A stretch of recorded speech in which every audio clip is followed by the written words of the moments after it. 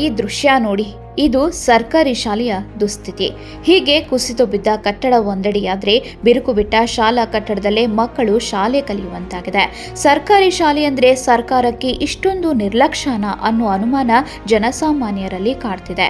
ಕಳೆದು ಹೋಗುತ್ತಿರುವ ಅವತ್ತಿನ ಶಿಕ್ಷಣ ವ್ಯವಸ್ಥೆ ಮಧ್ಯೆ ಈಗ ಗಡಿಯಲ್ಲಿ ಶಾಲಾ ಮಕ್ಕಳಿಗೆ ಮೂಲ ಸೌಕರ್ಯದ ಜೊತೆ ಪಾಠ ಕೇಳಲು ಕೊಠಡಿ ವ್ಯವಸ್ಥೆಗಳು ಕಣ್ಮರೆಯಾಗ್ತಿದೆ.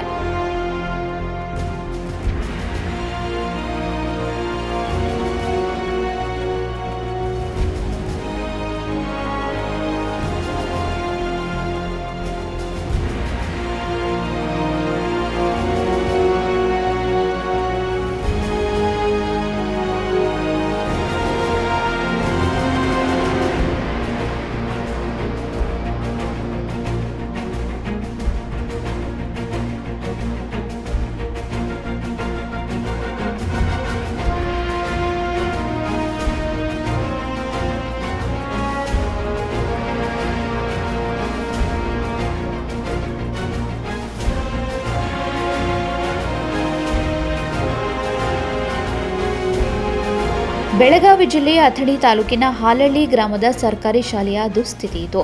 ಸರ್ಕಾರಿ ಪ್ರೌಢಶಾಲೆ ಅಂತ ಕರೆಸಿಕೊಂಡ ಈ ಶಾಲೆಯಲ್ಲಿ ಸುಮಾರು 209 ಮಕ್ಕಳು ವಿದ್ಯಾಭ್ಯಾಸ ಮಾಡುತ್ತಿದ್ದು, ಅಳಿವಿನಂಚಿನಲ್ಲಿರೋ 6 ಕೊಠಡಿಗಳಲ್ಲಿ ಒಂದು ಆಫೀಸ್, ಇನ್ನೊಂದು ಕಂಪ್ಯೂಟರ್ ಕೋಣೆ, ಉಳಿದ ಕೊಠಡಿಯಲ್ಲಿ ಮಕ್ಕಳು ವಿದ್ಯಾಭ್ಯಾಸ ಮಾಡ್ತಿದ್ದಾರೆ. ಆದರೆ ವಿಪರ್ಯಾಸ ಅಂದ್ರೆ ಒಂದು ಕೊಠಡಿ ಆಗಲೇ ನೆಲಕಚ್ಚಿದೆ, ಇನ್ನುಳಿದ ಶಾಲೆಯ ಗೋಡೆಗಳು ಬಿರುಕು ಬಿಟ್ಟಿವೆ. ಅಷ್ಟೇ ಅಲ್ಲದೆ ಹೈಟೆಕ್ ಮಾದರಿಯ 3 ಶೌಚಾಲಯಗಳಿದ್ದರೂ ಮಕ್ಕಳಿಗೆ ಇನ್ನೂ ಕೂಡ ಬಳಕೆಗೆ ಇಲ್ಲ ಅನ್ನೋದು ದುರಂತವಾಗಿದೆ. 3 ವರ್ಷ ಹಿಂಗಾಗೈತಿ ಅಂತಿಲ್ಲ. ಕುಡಿ ನೀರಿಂದ ಎಲ್ಲ ಸೌಲಭ್ಯ ಐತಿಲ್ಲ. ಈಗ ನಿಮ್ಗೆ ಸಮಸ್ಯೆ ಇರೋದೇನ ಶೌಚಾಲಯ ಐತಿ. ಸಾಲಿ ಒಂದು ಬಿದ್ದೈತಿ ಅಂದ್ರೆ ಅದು ನಮಗೂ ಕಟ್ಟಡ ಎಲ್ಲ ಜಾಯಿಂಟ್ ಐತಿ. ಎಷ್ಟು ವರ್ಷ ಆಯ್ತು ಕಟ್ಟಡ ಬಿದ್ದ? 3 ವರ್ಷ.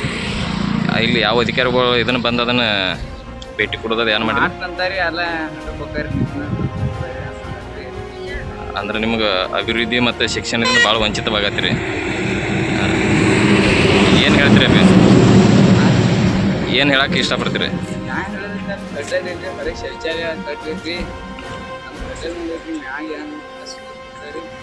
ಸಾಲ ಸೋರ್ತೈತಿ.